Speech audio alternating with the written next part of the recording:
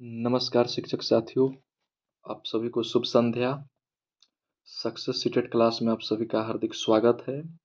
आप लोगों को पता होगा कि 21 जनवरी 2023 को सीटेट का एग्ज़ाम होने वाला है। बहुत कम समय है।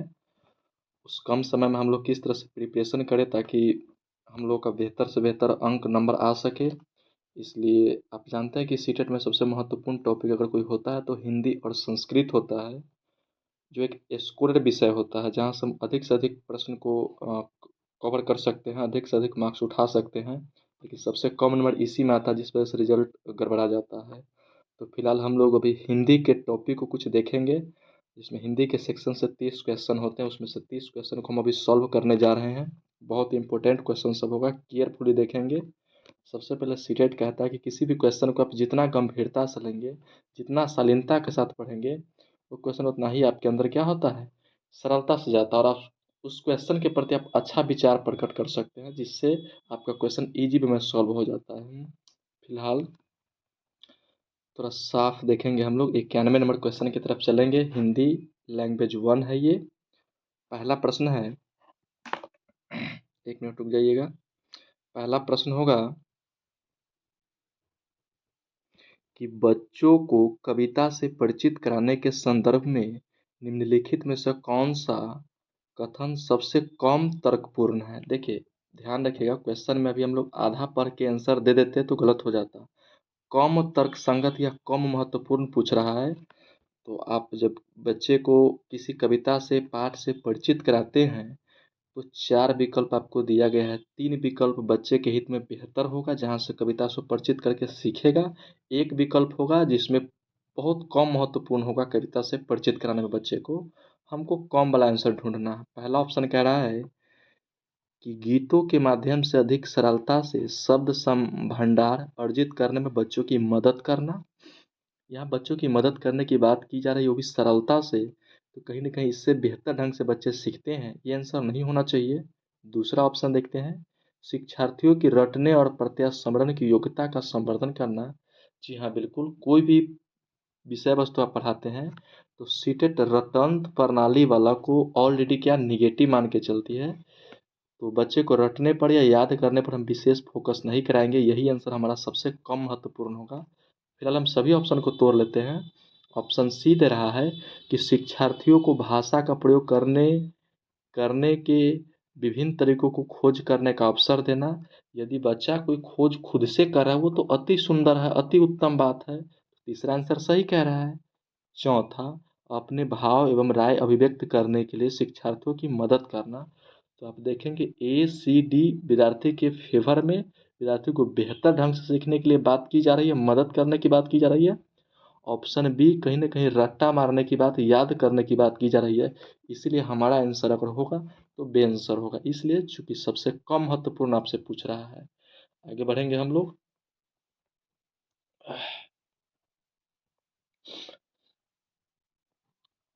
92 नंबर क्वेश्चन की तरफ।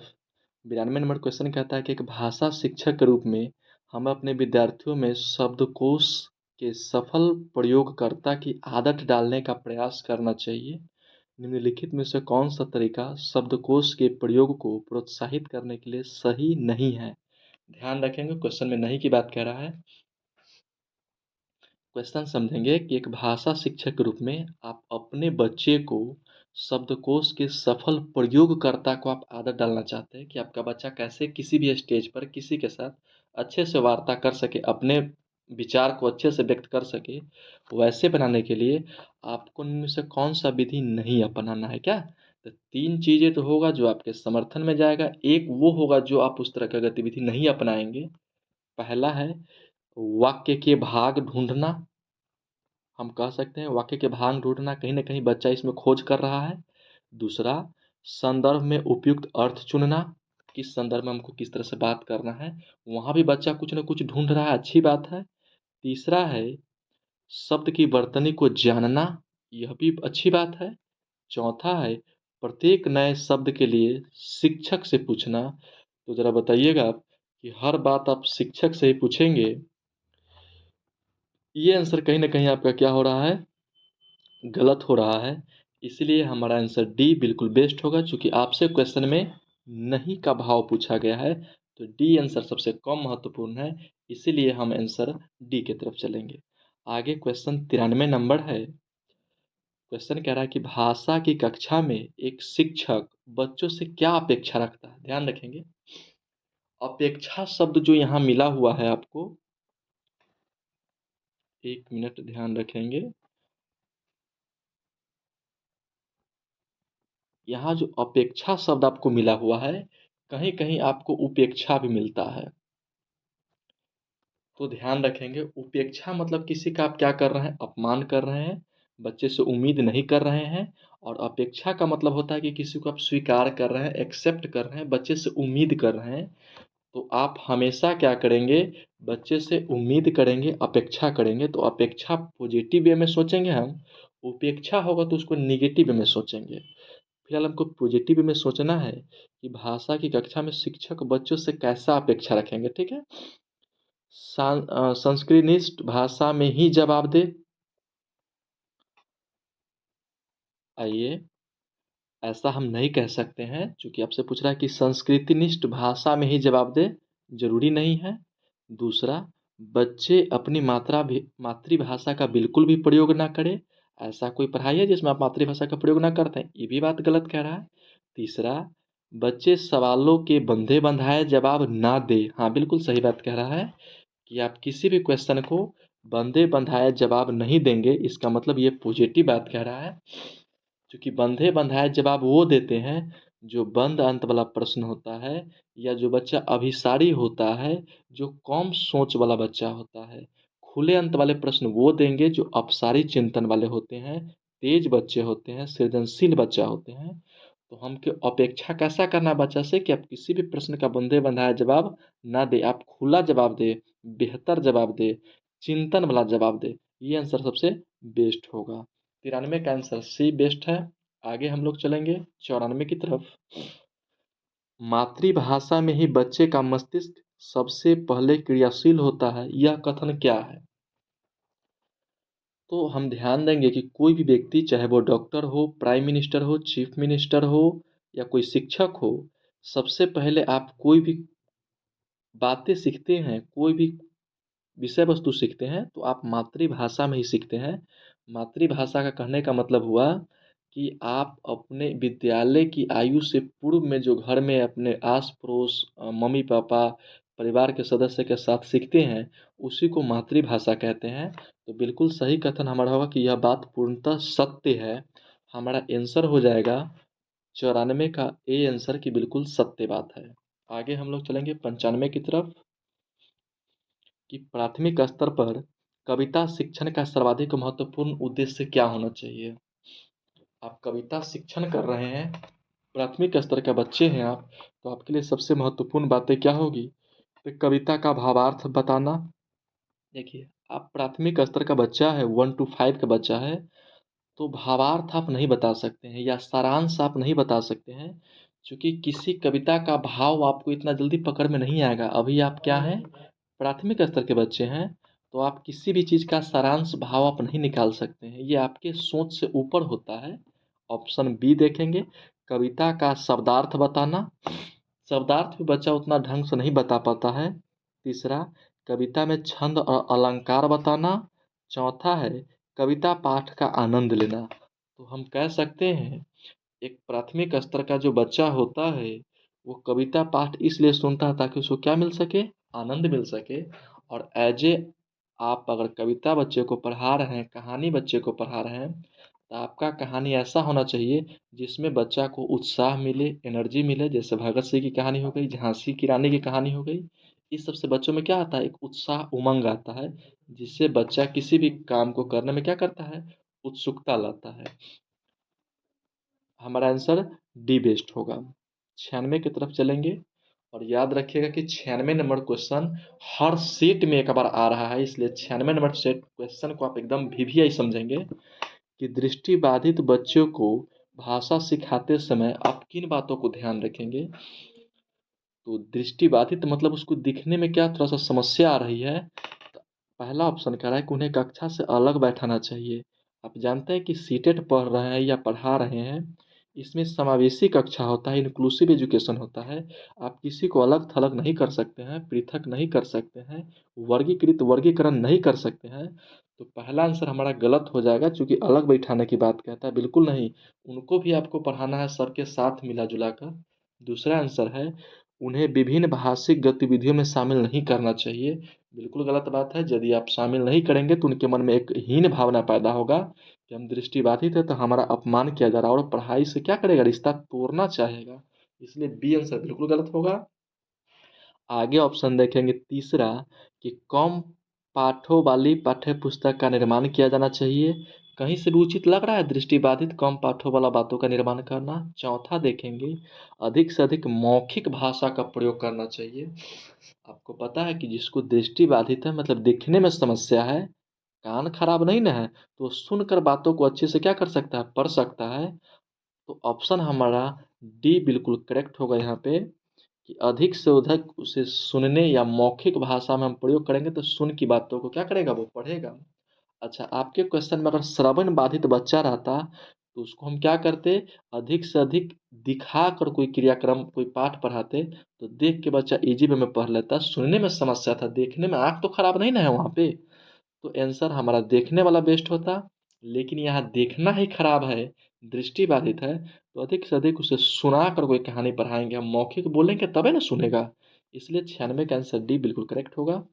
97 पे आएंगे, कि आरंभिक वर्षों के दौरान शिक्षार्थियों की त्रुटियां, मतलब कोई बच्चा अगर विद्यालय में पढ़ने जाता है तो शुरुआती स्टेज वही होता है, वहाँ पर जो शिक्षण के दौरान कोई त्रुटि करता है, तो सीटेट में माना गया है कि त्रुटि शिक्षण के दौरान जो की जाती है वो बच्चों के लिए बहुत अभिन्न अंग होता है। कहीं ना कहीं गलतियाँ बच्चों को सही राह पर जाने के लिए एक शुरुआती स्टेज होता है। इसलिए जब बच्चे गलती करते हैं तो उसे हम लोग संसाधन के रूप में लेते हैं, उसका आप अपमान या निरुत्साहित हतोत्साहित बिल्कुल नहीं करेंगे। तो क्वेश्चन कहता है कि आरंभिक वर्षों के दौरान शिक्षार्थियों की त्रुटियां, पहला, तुरंत ठीक करनी चाहिए। कोई गलती हुआ तो तुरंत ठीक थोड़ी हो जाएगा। दूसरा, बिल्कुल ठीक नहीं की जानी चाहिए। अब बताइए, जो बच्चे गलती करता है उसको हम धीरे धीरे ठीक करेंगे, नहीं ठीक करेंगे तो वो कभी उसको क्लियर हो पाएगा टॉपिक। तीसरा है, अभ्यास की तरह उनके ध्यान में लानी चाहिए। हाँ, कोई गलती कर रहा है, बारंबार अभ्यास करेगा तो कहीं ना कहीं उस गलती से क्या करेगा, वो पार कर सकता है, निजात पा सकता है। तो मेरा आंसर सी बिल्कुल बेस्ट होगा। फिलहाल डीओ को देख लेते हैं एक बार, कि आरोपण तथा अभ्यास के द्वारा ठीक करनी चाहिए। आरोपण करके नहीं, आरोपण कीजिएगा बच्चे के ऊपर कि तू गलती करता है, गधहबा है, ई है ऊ है, बच्चा वहां से डर जाता है। इसलिए सी आंसर हमारा फिलहाल बिल्कुल बेस्ट हो रहा है 97 का। आगे हम लोग 98 नंबर क्वेश्चन की तरफ चलेंगे।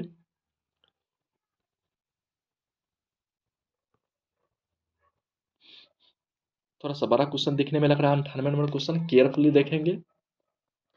कि एक अध्यापिका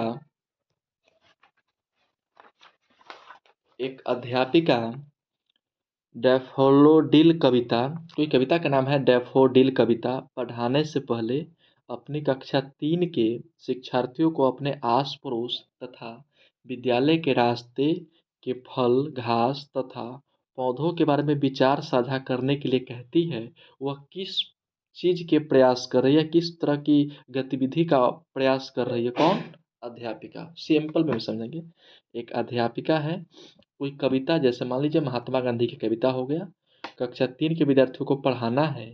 तो पढ़ाने से पूर्व वो पूछ रहे हैं कि गांधी जी जानते हैं कहाँ कहाँ आंदोलन करने गए थे, किस किस देश में गए थे। ये चीज़ सब पूछने से बच्चों को क्या फायदा होगा, शिक्षक क्या करना चाह रहे हैं, यही क्वेश्चन है आपका। पहला ऑप्शन है, शिक्षार्थियों से अपने आस पड़ोस से डिफोडिल फल लेकर आने की अपेक्षा करना।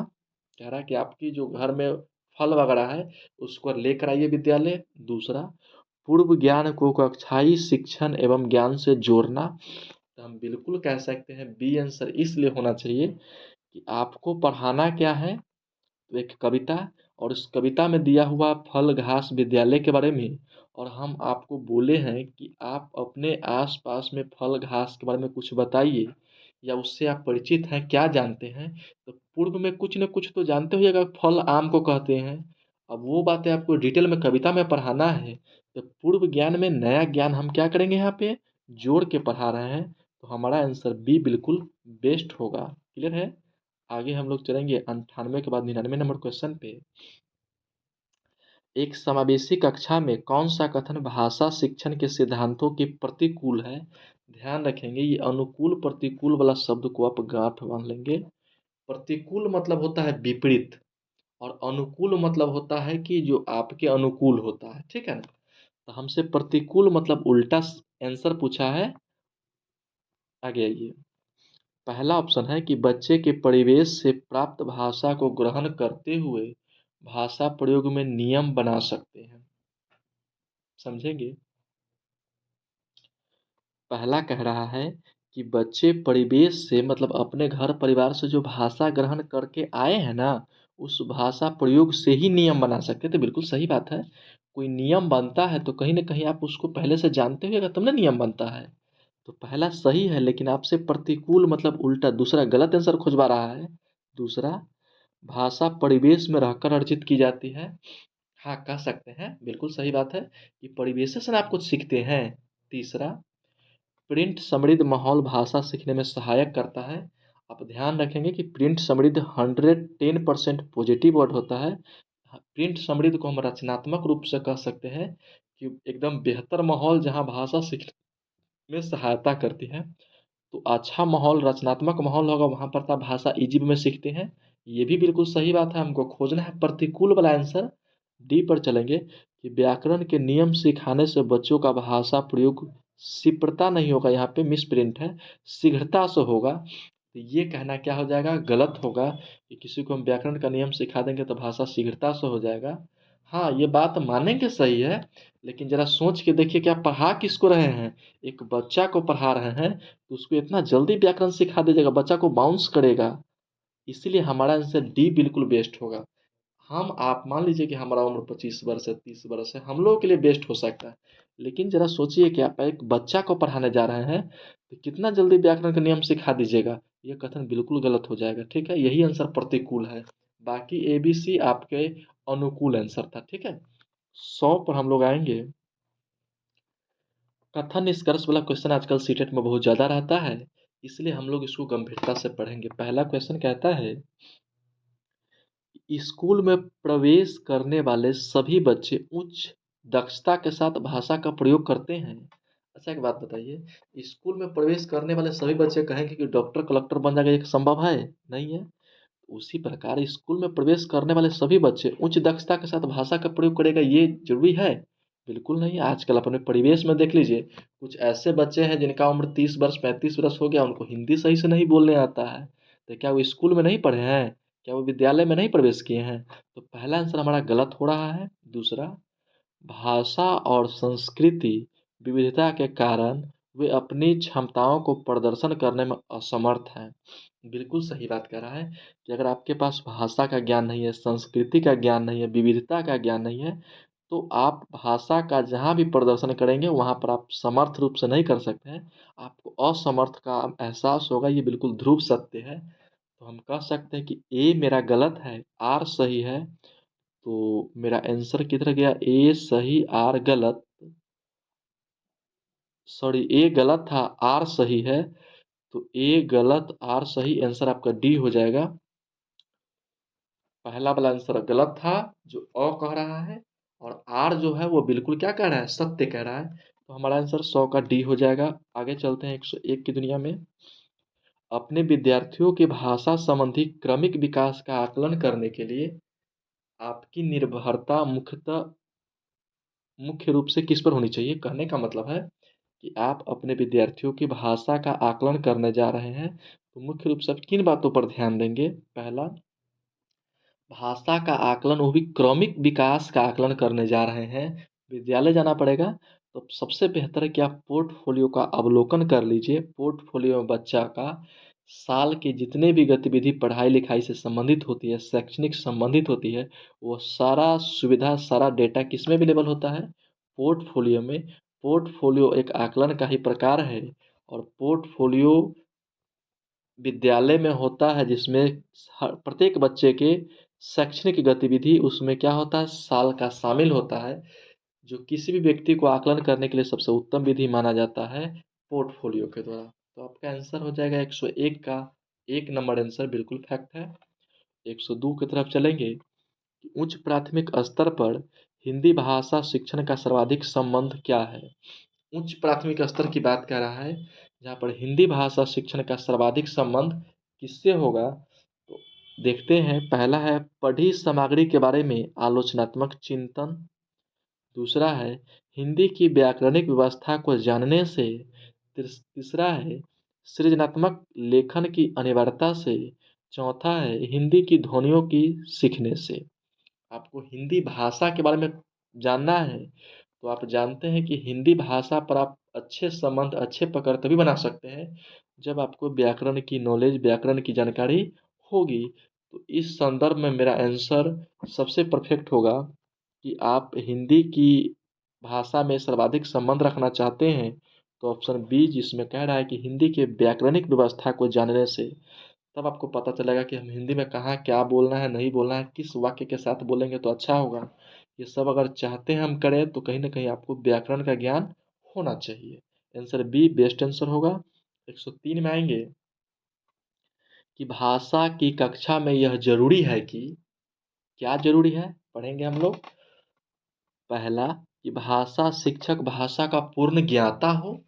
देखिए ये कोई ज़रूरी नहीं है। गुरु से आप क भी सीखे हैं तो आपके लिए गुरु होता है, और ज़रूरी नहीं है कि जो टीचर खुद दरोगा नहीं है वो दरोगा को नहीं पढ़ा सकते हैं।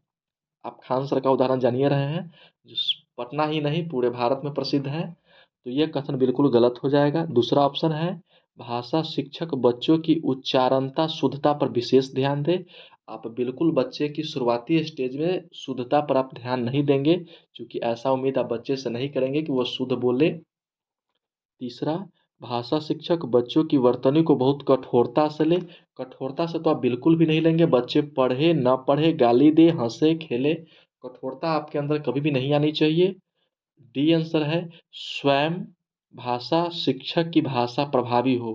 कहने का मतलब भाषा में उनको क्या आता हो, पढ़ाने का जो वे है, रास्ता, तरीका जिसको कहते हैं, वो अच्छा हो तो आप इजी वे में पढ़ा सकते हैं। आप उदाहरण के तौर पर ले लीजिए, आपके हमारे समाज में कुछ ऐसे व्यक्ति मिलते होंगे, पीजी, एमए, बीएड, डीएड सब कुछ किए होंगे, लेकिन उनके पास इतना क्षमता नहीं होता है कि 2, 3, 4, 5 के बच्चों को पढ़ा सके। लेकिन कई बार आपको ऐसा देखने को मिलता है कि जो 10th पास स्टूडेंट होता है वो 10th 8 9 10 को ईजी वे में पढ़ा लेते हैं। तो हम कहेंगे वो सबसे बेस्ट होगा। इसलिए हमारा आंसर डी क्या होगा, सबसे बेस्ट होगा। 104 की तरफ हम लोग चलेंगे।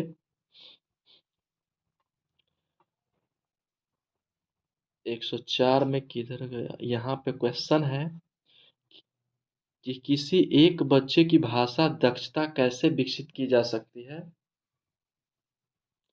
किसी एक बच्चा का भाषा में आप दक्षता बेहतर करना चाहते हैं तो नियमित रूप से श्रुति लेख देकर। देखिए लिखने में बच्चा का अगर बेहतर कराना है तो कहीं ना कहीं शुद्ध शब्द लिखवाना है तो श्रुति लेख के द्वारा हम पढ़ाते हैं। दूसरा है कि कार्य आधारित गतिविधि में संलग्न करके, मतलब जोड़ के अंतः क्रिया करके। तो बिल्कुल बी आंसर बेस्ट होगा कि किसी भी बच्चा का बेहतर आप चाहते हैं शिक्षण विधि हो तो उसके लिए बेस्ट होगा कि उसको उस कार्य में क्या करिए, अधिक से अधिक अवसर दीजिए, उसमें गतिविधि में शामिल कराइए, संलग्न कराइए। जितना आप देखिए, एक आपके पास 4 चक्का है, एक आपके दोस्त के पास नहीं है, उसको 1, 2 बार मौका दीजिएगा तो उतना हाथ फ्रेश नहीं होता है। आपके पास जो गाड़ी होती है, आप उसको धोना हो, साफ करना हो, निकालना हो, बाजार पे जाना हो, एक ढक्का आप देखते हैं डेली, आपका हाथ जल्दी फ्रेश होगा। क्यों? क्योंकि आपने गतिविधि में बार बार क्या किया है, शामिल हुआ है। इसलिए हमारा आंसर बी बिल्कुल बेस्ट होगा।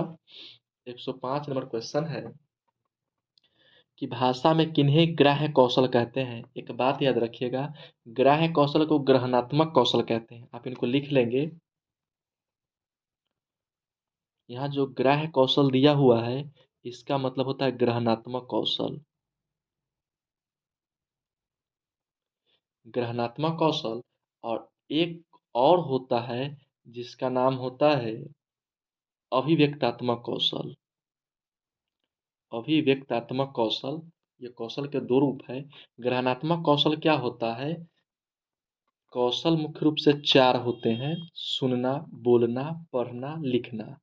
अब ग्रहणात्मक कौशल कौन होगा, तो जिस कौशल से हम ज्ञान को ग्रहण करते हैं, अर्जित करते हैं, तो मान लीजिए कि सुन के हम कोनो ज्ञान को, नया ज्ञान होगा उसको सुन के अर्जित करते हैं, और पढ़ के ज्ञान को क्या करते हैं, अर्जित करते हैं। तो सुनना और पढ़ना ग्रहणात्मक कौशल है, जबकि अभिव्यक्तात्मक कौशल क्या होगा, तो किसी चीज़ को अभिव्यक्त करते हैं, मतलब बोलते हैं तो बोलना, और लिख के अभिव्यक्त करते हैं, तो बोलना और लिखना अभिव्यक्तात्मक कौशल है, जबकि सुनना, सुन के पढ़ना, और पढ़ना और सुनना ग्रहणात्मक कौशल। एक बात में समझेंगे कि एक विद्यार्थी सुनता है और पढ़ता है, ज्ञान को अर्जित करते हैं, तो सुनना और पढ़ना ग्रहणात्मक हो जाएगा। एक शिक्षक लिखते भी हैं और बोलते भी हैं, तो शिक्षक जो काम कर रहे हैं अभिव्यक्तात्मक कर रहे हैं, विद्यार्थी जो काम कर रहे हैं वो ग्रहणात्मक कौशल का काम कर रहे हैं। हमसे पूछा गया है कि भाषा में किन्हें ग्रहणात्मक कौशल कहेंगे, तो हम कहेंगे सुनना और बोलना। पहला आंसर ही हमारा बेस्ट लग रहा है। एक मिनट ध्यान देंगे। पहला है श्रवण वाचन, वाचन मतलब बोलना। दूसरा है श्रवणम तथा पठनम, तो श्रवण मतलब सुनना, पठन मतलब पढ़ना, तो सुन के या पढ़ के ज्ञान को अर्जित करते हैं। बी आंसर हमारा क्या होगा, बिल्कुल बेस्ट आंसर होगा। आगे हम लोग चलते हैं क्वेश्चन नंबर 105 के बाद हमारे पास आ गया है गद्य पद। इस गद्य पद से 15 क्वेश्चन होता है, और गद्य पद में थोड़ा सा भाव छुपा होता है, विशेष कुछ नहीं होता है, क्योंकि गद्य पद बहुत आसान होता है। तो आप बेहतर ढंग से पढ़ेंगे गद्य पद को तो 15 नंबर इजी में बन जाता है। मैक्सिमम लोग गद्य पद में नहीं पकड़ पाते हैं, जिस वजह से स्कोर उनका बहुत कम हो जाता है। फिलहाल हम लोग बड़ी शालीनता से एक बार गद्य पद को पढ़ना चाहते हैं। दिया हुआ है कि दुनिया में जितने भी लोग सफल हुए हैं, सभी अपने मेहनत के बल पर ही हुए हैं। बिल्कुल सही बात है। उन्होंने बिना कुछ सोचे समझे लोगों की नकारात्मक बातों को अपने से दूर, अपने कार्यों को पूर्ण किया, और अंत में उन्हें सफलता प्राप्त हुई है। कहने का मतलब है कि इस दुनिया में जितने भी सफल लोग हैं, कहीं ना कहीं अपने काम से मतलब रखा है, और सफल लोग उन्हें कहा गया है कि नकारात्मक बातों को लेकर ही यहाँ की बात वहाँ, वहाँ की बात यहाँ, वैसे लोग सफल नहीं हो सकते हैं। तो सफल होने के लिए इसमें जो बातें कही गई है कि दुनिया में जितने भी लोग सफल हुए हैं, सभी अपनी मेहनत के बल पर ही हुए हैं। उन्होंने बिना कुछ सोचे समझे लोगों की नकारात्मक बातों को अपने से दूर रखकर अपने कार्यों को पूर्ण किया है, और अंत में उन्हें सफलता प्राप्त हुई है। बिल्कुल सही बात कह रहे हैं। अगर आप अपने लक्ष्य को पाने के लिए दृढ़, मतलब विश्वास है, आपको संकल्प ले रहे हैं और दिन रात कड़ी मेहनत करते हैं, तो आपके रास्ते में जितने भी संकट, कांटा, मुश्किलें आएंगी, आप उन्हें पार कर जाएंगे। कब? जब आप दृढ़ संकल्प के साथ मेहनत करेंगे तब। जब कोई व्यक्ति इस संकल्प के साथ अपने कार्य के लिए साध लेता है कि हमको ये चीज़ें करना है, कि अब कर्म और उसके बीच कोई तीसरा नहीं हो सकता, चाहे वह कर्म के फल की इच्छा ही क्यों न हो, तो उसके जीवन के सभी दुख अपने आप खत्म हो जाते हैं। जीवन में उमंग और खुशियाँ भर आती है। सही मायने में जो मनुष्य क्रोध से मुक्त होता है और जिसने मन में एकजुट होने की इच्छा होती है, वह असल में सच्चा मनुष्य होता है।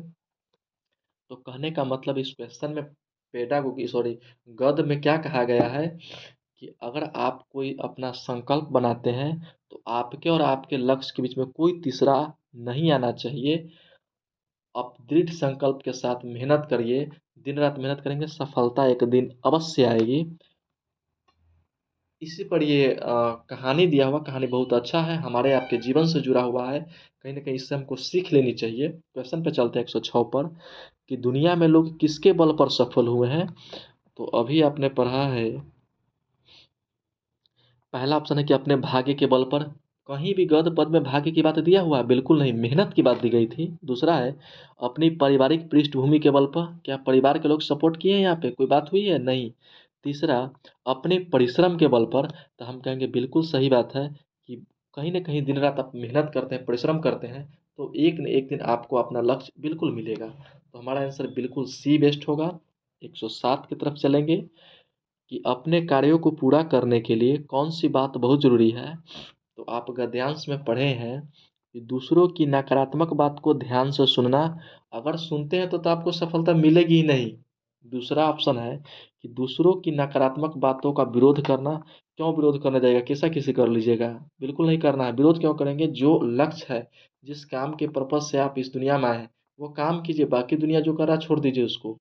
तीसरा, दूसरों की नकारात्मक बातों से दूर रहना। बिल्कुल सही आंसर हमारा ये होगा कि दुनिया में जो कुछ भी हो रहा है छोड़ दीजिए उसको। आपको दूसरे की नकारात्मक बातों से क्या करना है, दूर रहना है। 107 का आंसर सी बिल्कुल सही आंसर है। आगे 108 पर चलेंगे हम लोग कि गद्यांश में सच्ची मनुष्यता के किस गुण का उल्लेख किया गया है। मतलब सच्ची मनुष्यता कब होंगे। 108 के पहला है, लक्ष्य निर्धारित करने का गुण होगा आपके अंदर तब आप सच्चे मनुष्यता होंगे। दूसरा ऑप्शन है, सकारात्मक बातें करने का गुण होगा तब आप सच्चे मनुष्य होंगे। तीसरा, क्रोध से मुक्त होने का गुण होगा तब आप सच्चे मनुष्य होंगे। चौथा, सफल होने का गुण होगा।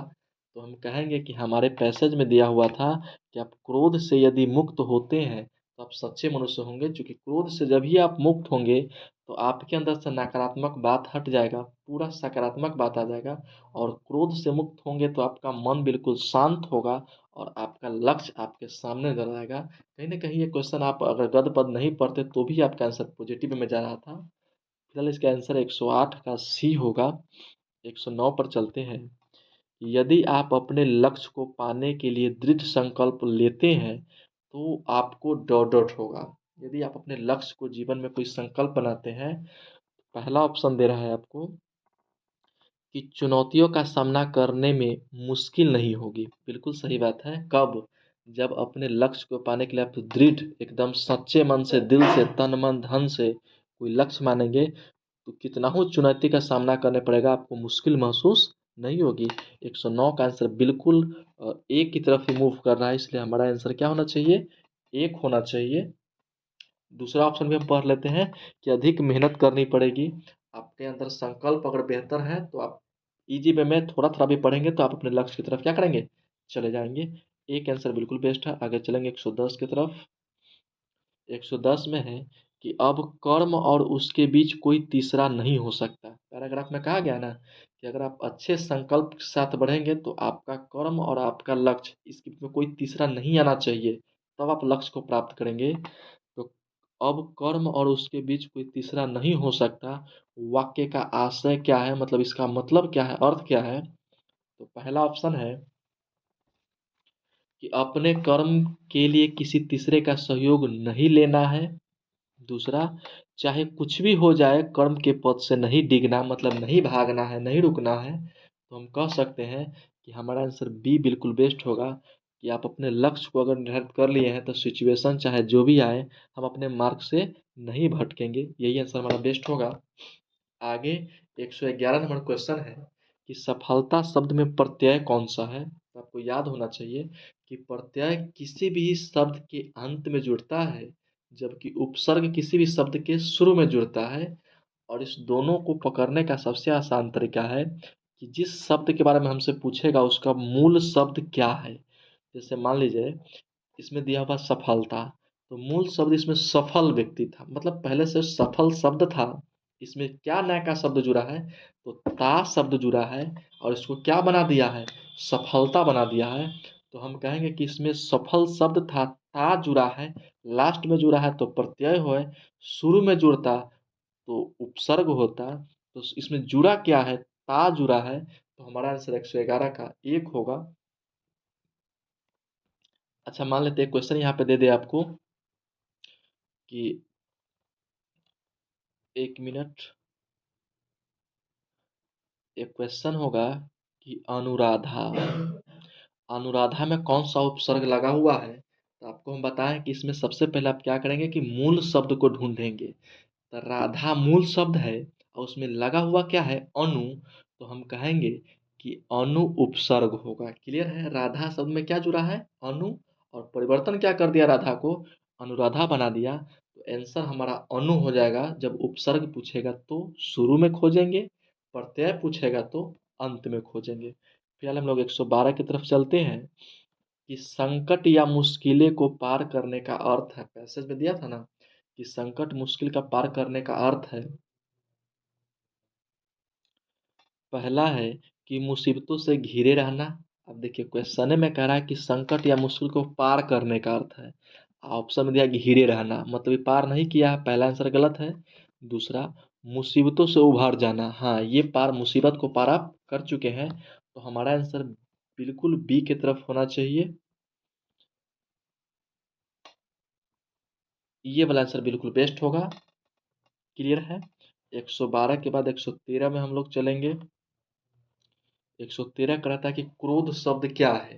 ये क्वेश्चन संज्ञा का है। आपको पता है कि संज्ञा 5 प्रकार का होता है: व्यक्तिवाचक, जातिवाचक, समूहवाचक, द्रव्यवाचक, भाववाचक। अब क्रोध शब्द दिया हुआ है, तो क्रोध कहीं ना कहीं आप क्रोध को देख रहे हैं? बिल्कुल नहीं। ये एक प्रकार का क्या है, संवेग है। और इस तरह के क्रोध आ जाए, क्रोध हो, भय हो, प्यार हो, डर हो, सच्चाई हो, ईमानदारी हो, ये सब क्या कहलाता है आपको? ये सब एक प्रकार का भाववाचक संज्ञा है। जातिवाचक संज्ञा आप जानते हैं कि जिसमें किसी जाति का बोध कराता हो। जैसे हम कहेंगे लड़का, किसी एक लड़का का नाम तो नहीं लिए हैं हम, पूरे जाति का बोध हो रहा है। कहेंगे जानवर, क्या एक जानवर का नाम लेंगे, हाथी घोड़ा, तब वो संज्ञा होगा ना, व्यक्तिवाचक होगा। लेकिन हमने क्या किया, जानवर का नाम लिया है, तो पूरे जानवर जाति का बोध करा रहा है। तो क्या क्रोध, सब आदमी क्रोध में होगा? बिल्कुल नहीं। हाँ, भाववाचक कहेंगे। भाववाचक का परिभाषा भी है कि जिसे देखा या छुआ नहीं जाता, केवल महसूस किया जाता है। तो हम कहेंगे कि पहला आंसर ये हमारा क्या होगा, बेस्ट होगा। व्यक्तिवाचक में किसी व्यक्ति का नाम लिया जाता है, जैसे महात्मा गांधी, नदी। क्लियर है। तो हमारा आंसर 113 का ए बिल्कुल बेस्ट होगा। 114 क्वेश्चन कह रहा है कि दिन रात में कौन सा समास है। आपको पता है, हम समास पढ़ाए थे कि समास 6 प्रकार का होता है। इसमें से दिन रात दिया हुआ है, तो हम इसका आंसर फिलहाल 100% किसके तरफ चलेंगे, द्वंद्व समास की तरफ चलेंगे। द्वंद्व समास क्या कहता है कि जब दो शब्द एक साथ आए, दोनों के बीच में योजक चिन्ह, डंटा नहीं लगा हुआ है, योजक चिन्ह आए, दोनों एक दूसरे का विलोम होगा वो शब्द, तो द्वंद्व समास होगा। जैसे हम कहेंगे माता पिता, आप देखेंगे माता पिता एक दूसरे का विलोम है, बिल्कुल है, बीच में योजक चिन्ह लगा हुआ है, तो ये क्या होगा, द्वंद्व समास होगा। हम कहेंगे आजकल, आज डैश कल, बीच में योजक चिन्ह लगा हुआ है, तो आज का उल्टा क्या होता है, कल, कल का उल्टा क्या होता है, आज, और बीच में योजक चिन्ह लगा हुआ है। तो इस तरह का जब शब्द आपके पास आएंगे, तो हम कहेंगे यह द्वंद्व समास है। क्लियर है। द्विगु समास किसे कहते हैं? तो जब किसी संख्या का जो शुरुआती अक्षर होता है किसी संख्या का बोध कराए, जैसे हम कहेंगे त्रिभुज, त्रिभुज में पहला शब्द जो त्रि है, इसका मतलब क्या हुआ, तीन को भुजा वाला। हम कहेंगे चौराहा, चौ का मतलब क्या हुआ, चार राहों वाला। तो ये संख्या का बोध करा रहा है, तब जाकर वो द्विगु समास होता। फिलहाल हमारा आंसर होगा द्वंद्व समास। दिन रात है, दोनों एक दूसरे का अपोजिट है, योजक चिन्ह लगा हुआ है, तो द्वंद्व समास बेस्ट आंसर होगा। पुनः एक और पद हमको पढ़ना है, इसको भी हम पढ़ते हैं, ध्यानपूर्वक देखेंगे कि बीती नहीं यद्यपि अभी तक है निराशा की निशा है, किंतु आशा भी की होगी दीप्त फिर प्राची दिशा। प्राची का मतलब होता है पूरब।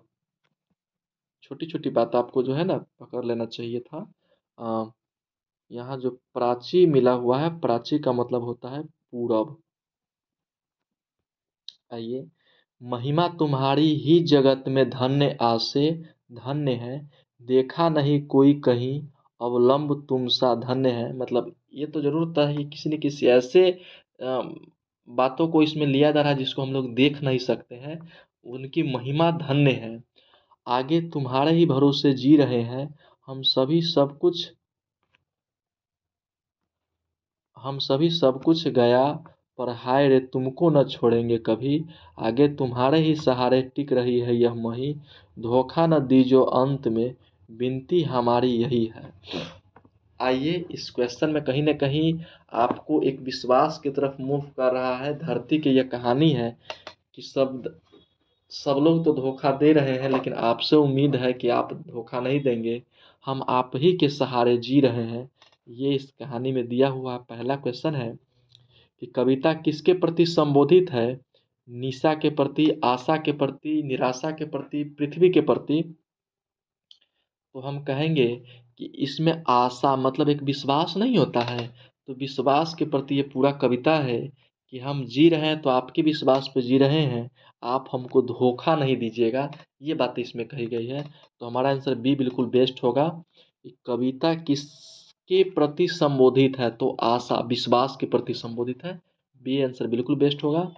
116 है कि कवि ने आशा को धन्य क्यों कहा है, क्योंकि आशा निराशा में नहीं बदलती, आशा सभी के मन में विराजती है, आशा का सहारा सबसे बड़ा सहारा है। तो आप सोच के भी देखिए कि किसी पे आप विश्वास करते हैं, कोई विश्वास तोड़ देता है, तो आप समझिए कि दुनिया में उस समय आपका महसूस कैसा आपको होता रहता है।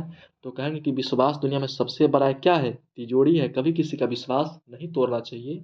और आशा का मतलब इस कहानी में विश्वास की तरफ गया हुआ है। तो आशा सहारा सबसे बड़ा सहारा होता है किसी भी व्यक्ति के लिए। इसलिए 16 का आंसर सी बिल्कुल बेस्ट होगा। 17 में आएंगे कि निराशा की निशा। यहाँ जो निराशा की निशा कही गई है, बीती गई है या अभी तक है या दीप्तिमान है या धन्य है। तो निराशा की निशा अभी तक उनमें है और आगे आप पे विश्वास कर रहे हैं, आप उनको कभी धोखा नहीं दीजिएगा। तो हम कह सकते हैं कि निराशा की निशा अभी तक उनके अंदर है। आगे 118 में आएंगे। 118 कहता है कि कवि ने आशा के सहारे किसका अस्तित्व बने रहने की बात की है, तो मनुष्यता की, विश्वास की। देखिए आशा का मतलब विश्वास तो होता ही है, तो विश्वास बिल्कुल नहीं होगा। कवि ने आशा के सहारे मतलब विश्वास के सहारे किसका अस्तित्व बने रहने की बात की है। तो एक क्वेश्चन आपको लगता है कि थोड़ा सा आप लोगों को टफ लगा होगा कि ये कहानी धरती की तरफ का है कि सभी साथ छोड़ जाते हैं, हम आप ही के ऊपर जन्म लेते हैं, आप ही के ऊपर मरते हैं, आप हमारा साथ नहीं छोड़िएगा। तो इस क्वेश्चन का आंसर बिल्कुल डी हो जाएगा। 119 में देखेंगे कि निराशा में उपसर्ग और मूल शब्द क्या होगा।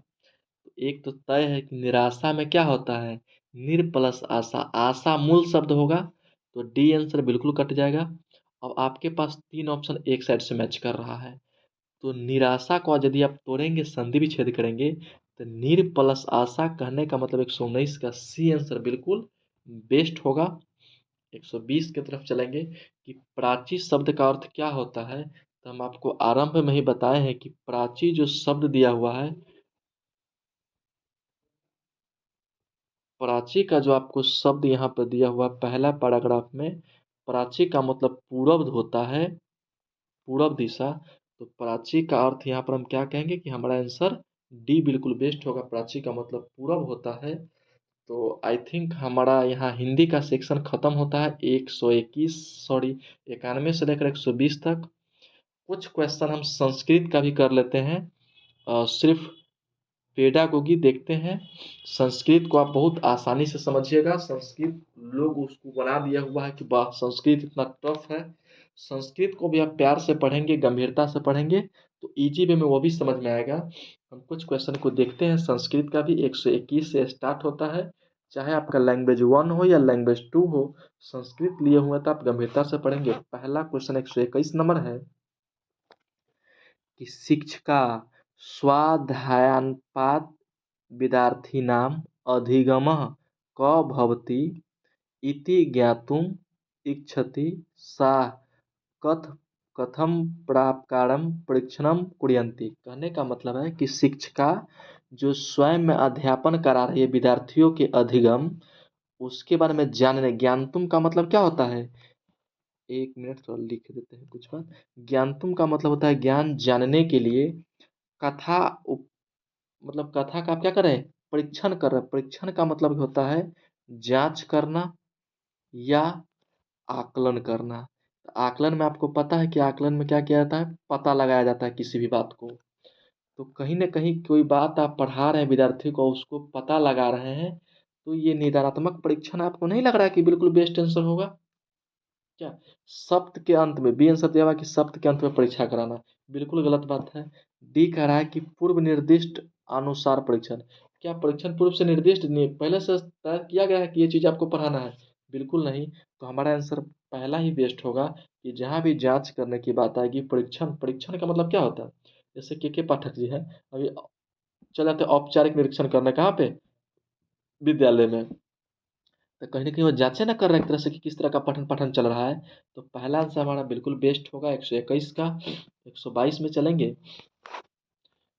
देखिए, जब बड़ा बड़ा शब्द हो तो उसको छोटे छोटे शब्द में हम लोग पढ़ने का प्रयास करेंगे। तोड़िए इसको। कहता है सिकता पूर्ण स्थालस्य, यही ना कह रहा है? सिकता पूर्ण स्थालयाम अंगुली चालनेन शिक्षकः छात्रान् वर्णमालायाः अक्षराणि लेखितुं निर्दिशति एवं विधि गतिविधेः उद्देश्य अस्ति। कहने का मतलब इसका कि कोई शिक्षता जो है पूर्ण रूप से अंगुली चला के शिक्षक छात्र को वर्णमाला के अक्षर लिखने के लिए निर्देश देते हैं। आप बताइए कि उंगली चला के शिक्षक आपको वर्णमाला के अक्षर ABCD खोजने के लिए आपको कहते हैं, इसका मतलब आप 10th-12th के बच्चे तो होंगे नहीं, आप प्राथमिक स्तर के बच्चा हो, आरंभिक स्टेज के बच्चा होंगे। तो इस तरह की गतिविधि शिक्षक अगर करा रहे हैं तो वह आंसर कौन होगा? पहला, या उसका उद्देश्य क्या होगा कि कक्षायाः क्रीडा पूर्ण वातावरणस्य प्रोत्साहनम। दूसरा, छात्रान् स्वच्छ लीन हस्तय भेदं बोधति, भेदभाव तो बातें काट दीजिए उसको। तीसरा, छात्राणां सूक्ष्म कौशलां दृत्य, हम कहेंगे हाँ, कोई बच्चा अगर उंगली से पढ़ रहा है तो उंगली आपका सूक्ष्म गति कौशल होता है ना, तो वो कैसा काम कर रहा है? छात्र सूक्ष्म कौशल को दृढ़ से, मतलब सूक्ष्म कौशल वाला बात कर रहा है, सूक्ष्म चालक। कोई काम आप उंगली से कर रहे हैं तो सूक्ष्म गतिविधि का उदाहरण है कि नहीं है? तो आंसर हमारा 122 का सी होगा। 123 में आएंगे कि भाषा शिक्षण विषय किम सत्य नास्ति। कहने का मतलब हुआ कि भाषा शिक्षण के विषय में कौन सा कथन सही नहीं है। 123 में आएंगे तो पहला ऑप्शन है कि बालका विभिन्न अवस्थाएं गच्छन्ति, मतलब बालक की विभिन्न अवस्थाएं होती हैं कि नहीं होती हैं? आपने बाल अवस्था पढ़ा था, बाल विकास की अवस्था, गर्भावस्था होता है, शैशवावस्था होता है, पूर्व बाल्यावस्था होता है, उत्तर बाल्यावस्था होता है, किशोरावस्था होता है। तो विभिन्न अवस्थाएं तो होती है, बाल तो बिल्कुल सत्य कह रहा है, लेकिन हमको क्या पूछ रहा है? नास्ति। नास्ति का मतलब होता है नहीं। नास्ति पूछ रहा है हमारे क्वेश्चन में।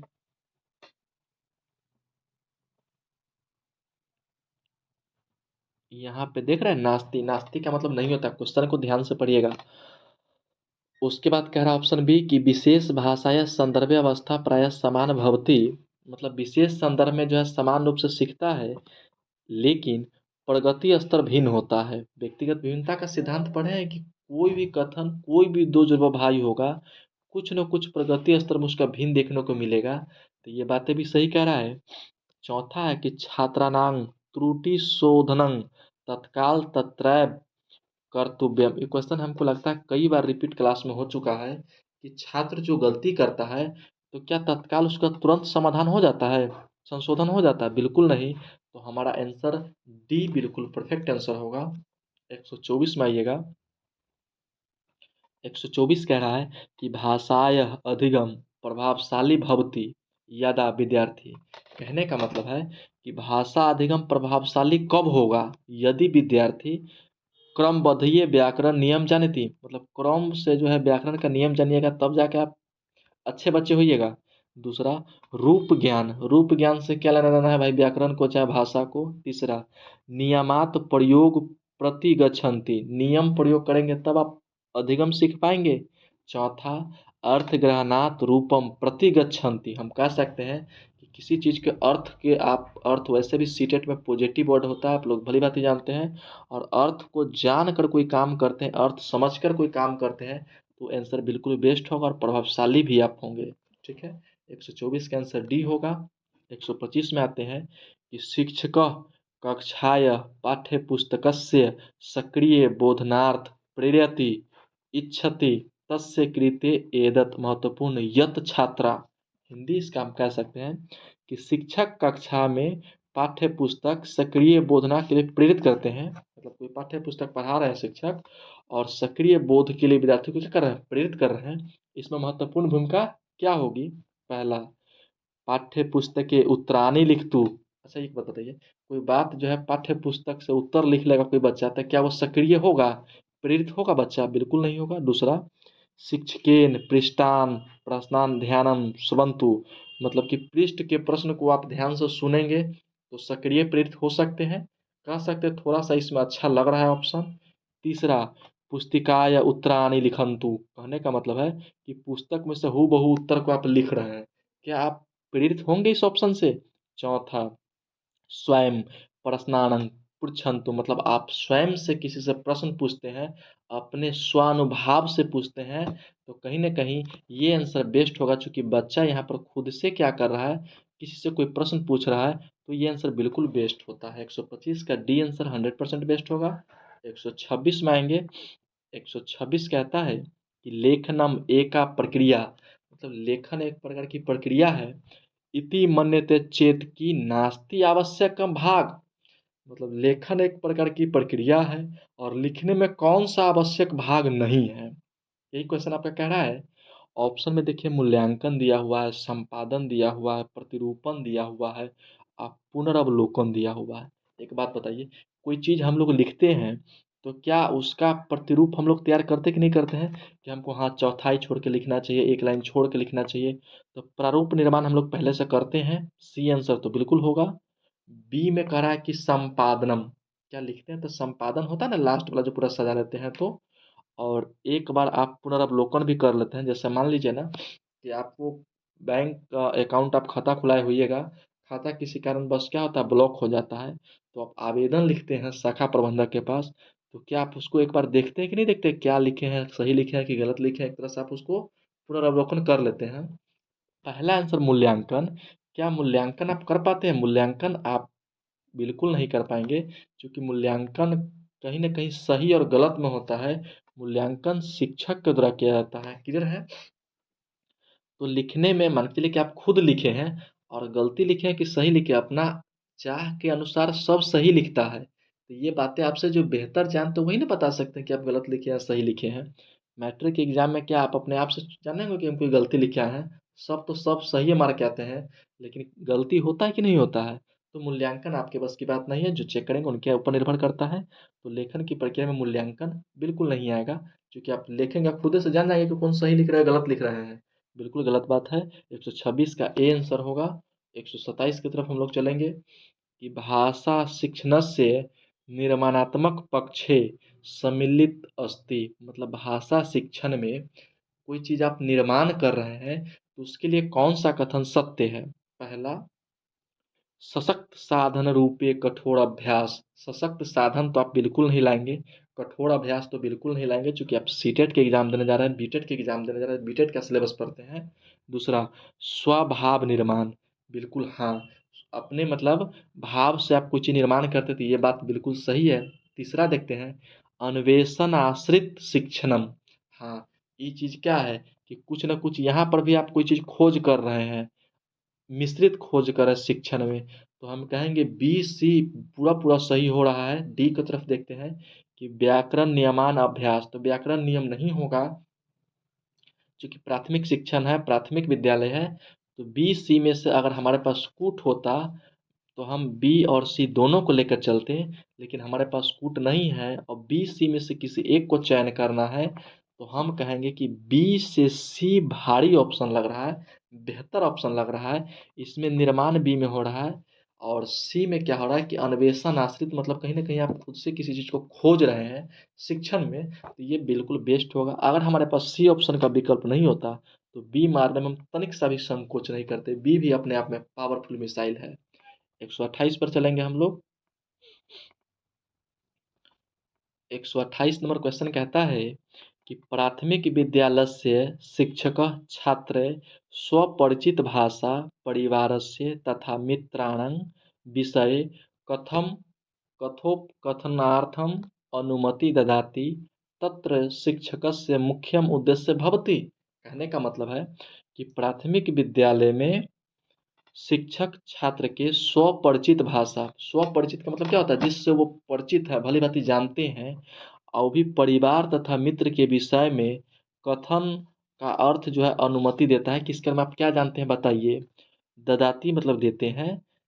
तत्र शिक्षकस्य मुख्य उद्देश्य, इसमें शिक्षक का मुख्य उद्देश्य क्या होना चाहिए, तो हम कहेंगे पहला ऑप्शन कि छात्राणां सामान्य ज्ञानवर्धनम, दूसरा बहुभाषिकता साधन रूपे प्रयोग, तो हम कहेंगे बिल्कुल बी आंसर हमारा बेस्ट हो रहा है कि साधन के रूप में, यदि आप किसी के परिवार के मित्र के बारे में पूछ रहे हैं और वो बच्चा बता रहा है, तो कहीं ना कहीं आपको एक साधन सहायता मिल रहा है कि नहीं मिल रहा है। वो चीज़ें कोई विषय वस्तु आगे पढ़ाना होगा परिवार में मित्र से, तो बच्चा उसमें थोड़ा बहुत परिचित पहले से है, उस टॉपिक को पढ़ाने में आपको थोड़ा सा क्या होगा, अच्छा लगेगा, बेहतर सहूलियत मिलेगा। तो हम कहेंगे कि बहुभाषिकता संसाधन के रूप में प्रयोग हो रहा है। 128 के बाद 129 की तरफ हम लोग चलेंगे। 129 नंबर क्वेश्चन कह रहा है कि काचिद, एक मिनट साफ सुथरा देख लेते हैं। काचिद अध्यापिका पश्यति यत् केचन छात्रा भाषायाः अनुच्छेदानां विस्तृतव्याख्यानं तथा वाक्यसंरचनाम् अवगन्तुं काठिन्यम अनुभवन्ति। यहाँ तक का हिंदी क्या हो रहा है कि एक अध्यापिका है जो छात्र को भाषा के दौरान अनुच्छेद को विस्तार पूर्वक तथा वाक्य संरचना को अवगंतु मतलब ये चीज़ देते हैं, तो उसको कठिन अनुभव हो रहा है, किसको, बच्चे को।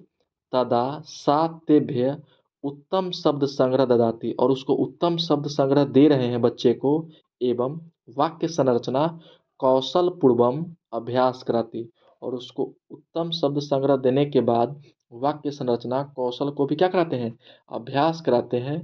क्वचित कालं पश्चात सा छात्राणां काठिन्यम दूरी कुंतुम, कहने का मतलब है कि जो बच्चे शुरू में ये बातें पढ़ रहे थे उनको कठिनाई महसूस हो रहा था। देखिए ना यहाँ पे लिखा हुआ है, एक मिनट रुक जाएंगे, यहाँ पे देखेंगे तो आपको कठिनाई महसूस हो रहा था, लेकिन आपको अगर इस तरह से अभ्यास कराया गया है, देख रहे हैं यहाँ पे, तो आपको ये क्या हो गया, एक मिनट, आपको यहाँ पे देख रहे हैं कठिनाई अब दूर हो गया है। तो इस तरह की जो मूल्यांकन पद्धति हुआ है, इसको हम किस तरह का मूल्यांकन कहेंगे, तो आप भली भांति जानते हैं कि निदानात्मक मूल्यांकन क्या कहता है कि समस्या को ढूंढिए और उस समस्या को आप अगर निराकरण कर देते हैं, तो उस तरह के आकलन को हम लोग डायग्नोस्टिक असेसमेंट कहेंगे, मतलब निदानात्मक आकलन कहेंगे। पहला आंसर बिल्कुल परफेक्ट आंसर होगा, क्योंकि इसमें कहीं ना कहीं शिक्षक के द्वारा बच्चों को कुछ देखिए अनुच्छेद दिया गया है, विस्तृत व्याख्या दिया गया है, वाक्य संरचना दिया गया है, और उस समय बच्चा को कठिन महसूस हुआ है, लेकिन फिर भी शिक्षक क्या किए हैं कि उत्तम शब्द संग्रह वाक्य संरचना कौशल को अभ्यास कराए हैं, और तब अंत में जाके वो कठिन जो बात था बच्चों को वो दूर हो गया है। तो कहीं ना कहीं बच्चों को आप आकलन किए हैं, फिर उसको क्या किए हैं आप, निष्कारण भी किए हैं ना, उसका आप सहयोग किए हैं, और उसकी समस्या दूर हो गई है। तो कहीं ना कहीं आप निदानात्मक आकलन किए हैं बच्चों का, एक आंसर बिल्कुल बेस्ट होगा। 130 में हम लोग चलते हैं, और 130 नंबर क्वेश्चन कहता है कि निकटस्थ विकास का परिक्षेत्र इति अवधारणा केन संबंध, मतलब निकटस्थ विकास का जो क्षेत्र है वो किससे संबंधित है, तो आप लोग भली भांति जानते हैं कि एक सीटीपी में एक टॉपिक पढ़े हुएगा, लेव वाइगोत्स्की महोदय, लेव वाइगोत्स्की साहब के बारे में पढ़े थे, इनका जन्म 1896 ईस्वी में हुआ था। लेव वाइगोत्स्की साहब किस चीज़ का सिद्धांत दिए थे, सामाजिक अंतःक्रिया, सामाजिक परस्पर क्रिया, सामाजिक संस्कृति का सिद्धांत दिए थे। और उनका मानना था कि बच्चा बचपन से बचपन तक कुछ भी सीखेगा तो वो समाज से ही सीखेगा, अन्य किसी चीज़ से नहीं सीखेगा। एक बात और याद रखिए, नीचे जो संज्ञानात्मक विकास दिया हुआ है, इसका सिद्धांत अगर हम कहेंगे प्रतिपादन, तो एक टॉपिक पढ़े हुएगा आप लोग, पियाजे महोदय, इस संज्ञानात्मक विकास का सिद्धांत पियाजे दिए थे, लेकिन हमसे क्वेश्चन पूछ रहा है निकटस्थ विकास का क्षेत्र, तो ये निकटस्थ विकास का क्षेत्र जो है लेव वाइगोस्की के परिवार में आता है। किसके परिवार में, लेव वाइगोस्की का थ्योरी है उसी में आता है समीपस्थ विकास का क्षेत्र, जिसको हम लोग जेडपीडी कहते हैं, जोन ऑफ प्रॉक्सिमल डेवलपमेंट, जिसको नहीं कहते हैं। तो पहला आंसर हमारा 130 का ए बिल्कुल बेस्ट होगा। 131 में आइएगा कि पाठस्य पठन विषय द्रुत पठम अस्ति, मतलब कोई पाठ विषय में द्रुत पठन कर रहे हैं तो द्रुत पठन का मतलब सबसे पहले क्या होता है कि सोच समझ कर पढ़ना, तेज गति से पढ़ना, एक विशेष शब्द को आप क्या करते हैं, दोहरा कर पढ़ते हैं। कभी कभी पढ़ने के दौरान कुछ खास शब्द आता है तो हम लोग क्या करते हैं, उसको रिपीट करा देते हैं, तेजी से पढ़ते हैं, उसी को क्या कहते हैं, द्रुत पठन कहते हैं। आइए, पहला आंसर हमको दिया हुआ है कि पाठस्य सामान्य अवधारणा ग्रहण, मतलब पाठ को पढ़ते हैं तो आप अवधारणा के साथ पढ़ते हैं। दूसरा है पठेन रुचिनम, तो देखिए पठेन रुचिनम पॉजिटिव वर्ड है, यहाँ से हम नहीं हटा सकते कि नहीं कह सकते कि पॉजिटिव नहीं है, लेकिन हमसे द्रुत पठन कर रहा है तो अवधारणा के साथ आप पढ़ रहे हैं, ये सबसे बेस्ट आंसर होगा कि आप द्रुत पठन पढ़ रहे हैं। आंसर आपका सबसे पहला आंसर ही बेस्ट होगा। 132 नंबर क्वेश्चन कह रहा है, 132 है कि शिक्षा शास्त्रीय उपकरण रूपेण कथावाचन विषय की समीचीन, मतलब कि कोई कथा विषय चल रहा है शिक्षण शास्त्र में, वो उपकरण के द्वारा पढ़ाया जा रहा है तो वो क्या कहलाएगा। पथा पहला ऑप्शन है कि कथाय नैतिक पाठं कथन समरे सहायक होती, मतलब कथा का जो नैतिक पाठ है उसको आप कंठस्थ करने में क्या करता है, वो सहायता करता है। कौन, उपकरण। दूसरा है अस्माकं देशस्य क्षेत्रीय संस्कृत विविधता अन्वेष्टु सहायक भवति। तीसरा है सर्वस्तरस्य पाठ्यक्रमे कथनां संयोजने सहायक करोति। चौथा है कल्पना शक्ति सृजन शक्ति च संवर्धन शक्ति करोति। तो हम कह सकते हैं इस आंसर क्वेश्चन का जो आंसर है, अगर देखा जाए तो आंसर डी बिल्कुल बेस्ट होगा, लेकिन ये क्वेश्चन प्रीवियस में पूछा गया था, इसका आंसर सीबीएसई ने ए आंसर माना है। तो जब सीबीएसई ए मान लिया है तो आपको ए की तरफ ही चलना चाहिए, लेकिन अगर क्वेश्चन में देखा जाए तो बेस्ट आंसर हमारे ख्याल से डी होता, लेकिन सीबीएसई इसका आंसर ए लेके चला है सीटेट में, तो इसका आंसर हम ए ही की तरफ चलेंगे, ये आपकी मजबूरी भी होगी। 132 का ए। 133 में हम लोग चलेंगे कि निम्नलिखितेषु के कार्य शिक्षणस्य मूल्यांकन अस्ति, मतलब निम्नलिखित में से कौन सा कार्य जो शिक्षण चल उसमें मूल्यांकन हो रहा है। तो परियोजना कार्य, दत्त कार्य, साप्ताहिक परीक्षा। देखिए मूल्यांकन हो या आकलन हो, आकलन मतलब पता लगाना, मूल्यांकन मतलब निष्कर्ष पे जाना कि, तो सप्ताही या मानसिक वाला बात बिल्कुल नहीं होना चाहिए। निर्माणात्मक पॉजिटिव वर्ड है लेकिन सत्र परीक्षा कह रहा है, मतलब साल के अंत में होगा, इसलिए ये भी आंसर कट गया।